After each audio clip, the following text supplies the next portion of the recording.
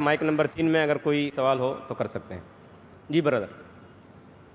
السلام علیکم. ڈاکٹر ذاکر نائک صاحب، میرا نام نیلیش آمبور ہے، میں اورنگ آباد سے آیا ہوں.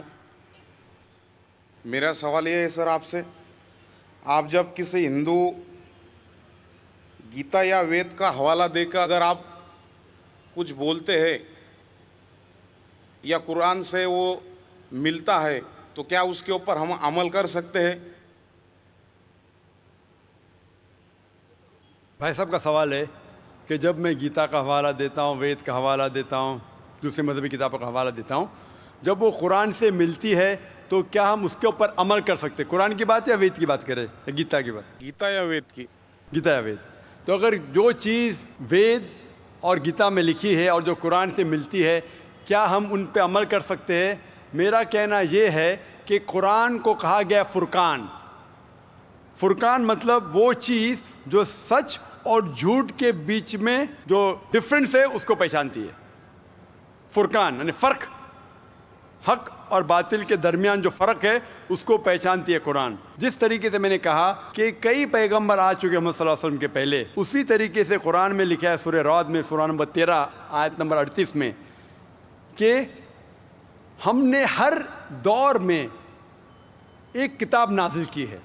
نام سے صرف 4 کتابوں کا ذکر ہے: توراہ، زبور، انجیل اور فرقان، قرآن. لیکن اس آیت کے مطابق کئی کتابیں نازل کی گئی ہے، ان کا نام سے ذکر نہیں قرآن مجید میں. لیکن جتنی بھی کتابیں قرآن مجید کے پہلے آئے وہ صرف ایک امت کے لیے تھی، ایک گروہ کے لیے تھی، اور وہ سارا پیغام محدود تھا ایک وقت کے لیے. اسی لیے اللہ سبحانہ و تعالیٰ نے، خدا نے یہ ساری کتابوں کو محفوظ رکھنے کے لیے صحیح نہیں سمجھا، کیونکہ یہ محدود تھی اس وقت کے لیے. اسی لیے یہ جتنی کتاب پہلے نازل ہوئی وہ محفوظ نہیں ہے، نہ اس کی ضرورت ہے. لیکن کیونکہ قرآن مجید آخری کلام ہے اللہ سبحانہ و تعالیٰ کا، اسی لیے اللہ سبحانہ و تعالیٰ خود کہتے ہیں سورہ ہجر میں سورہ نمبر 15 آیت نمبر 9 میں کہ ہم نے اس قرآن مجید کو نازل کیا ہے اور ہم اس کی حفاظت کریں گے. تو جتنے پہلے کتابیں آئے ان کے اندر ملاوٹ ہو چکی ہے. جس طریقے سے اللہ تعالیٰ فرماتے قرآن مجید نے سورہ بقرہ میں سورہ نمبر 2 آیت نمبر 79 میں فَوَيْلٌ لِّلَّذِينَ يَكْتُبُونَ الْكِتَابَ بِأَيْدِيهِمْ ثُمَّ يَقُولُونَ هَٰذَا مِنْ عِندِ اللَّهِ لِيَشْتَرُوا بِهِ ثَمَنًا قَلِيلًا فَوَيْلٌ لَّهُم مِّمَّا كَتَبَتْ أَيْدِيهِمْ وَوَيْلٌ لَّهُم مِّمَّا يَكْسِبُونَ. لعنت ہے ان لوگوں پہ جو لوگ کتاب اپنے ہاتھ سے لکھتے ہیں اور کہتے ہیں یہ خدا کی طرف سے ہے.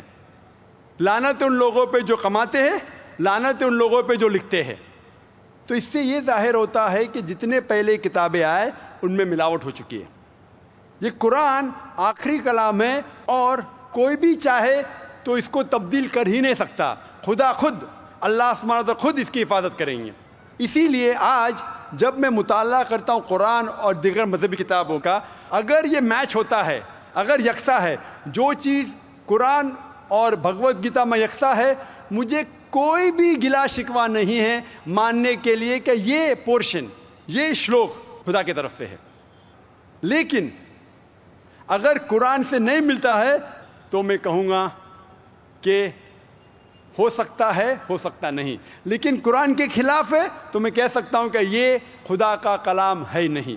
اسی لیے جو کلام قرآن سے ملتا ہے، چاہے وہ شلوک ہو یا منترا ہو، وید کا ہو، اپنشد کا ہو یا گیتا کا ہو، یا چاہے دھما پٹ کا ہو، اویستا کا ہو، دساتیر کا ہو، چاہے اولڈ ٹیسٹمنٹ کا ہو، نیو ٹیسٹمنٹ کا ہو، جو بھی چیز قرآن سے ملتی ہے، ہم مسلمانوں کو کوئی گلا شکوہ نہیں ماننے کے لیے کہ یہ بھاگ خدا کی طرف سے ہے.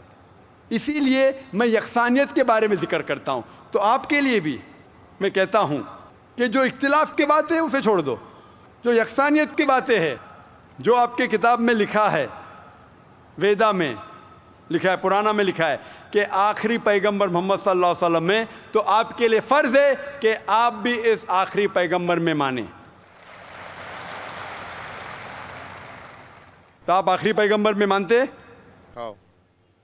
آپ کی وید میں مانتے؟ ہو مانتے ہیں نا. آپ پرانا میں مانتے ہیں؟ ہو مانتے تو میرے تقریر میں نے اتنے بار کہا اور اتنے حوالے دیا کہ آپ کی مذہبی کتابوں میں لکھا ہے کہ محمد صلی اللہ علیہ وسلم انتم رشی ہے.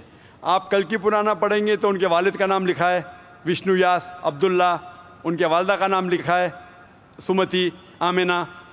وہ کہاں پیدا ہوئیں گے؟ سنبالا میں، مکہ میں. وہ چیف آف سنبالا میں، قریش کے خاندان میں. ساری چیزیں میں نے کہا. تو اب آپ مانتے ہیں کہ آخری پیغمبر محمد صلی اللہ علیہ وسلم ہے؟ ہو مانتے ہیں نا. ماشاء اللہ.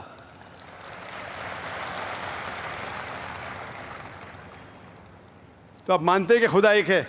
ہو بالکل. آپ مانتے ہیں خدا کی کوئی بھی پرتیما نہیں ہے بے شک. اور صرف خدا کی عبادت کرنا چاہیے؟ صحیح. تو آپ یہ مانتے ہیں کہ خدا ایک ہے اور محمد صلی اللہ علیہ وسلم آخری پیغمبر ہے؟ ہو. تو جو شخص اس بات کو مانتا ہے کہ خدا ایک ہے اور محمد صلی اللہ علیہ وسلم اس کے آخری پیغمبر ہے تو اسے ہم کہتے ہیں عربی میں مسلم، یعنی وہ شخص جو امن حاصل کرتا ہے اپنے خواہش اللہ کے احکامات کے مطابق. تو آپ مانتے اللہ ایک ہے اور محمد صلی اللہ علیہ وسلم آخری پیغمبر ہے؟ ہو مانتے. تو آپ چاہتے کہ اسلام قبول کرے؟ لا الہ الا اللہ محمد رسول اللہ. ماشاء اللہ، ماشاء اللہ، ماشاء اللہ، سبحان اللہ. آپ سے زبان سے کہہ دیے کہ اللہ ایک ہے، اس کے علاوہ کوئی معبود نہیں عبادت کے لائق، اور محمد صلی اللہ علیہ وسلم آخری پیغمبر، آپ مسلمان ہیں. جس طریقے سے آپ نے سوال کیا مجھے شک ہو رہا تھا کہ ماشاء اللہ آپ مومن ہیں، اور میں دعا کرتا ہوں اللہ سبحانہ تعالیٰ سے کہ آپ کو انشاءاللہ اس دنیا اور آخرت میں سفلتا دے.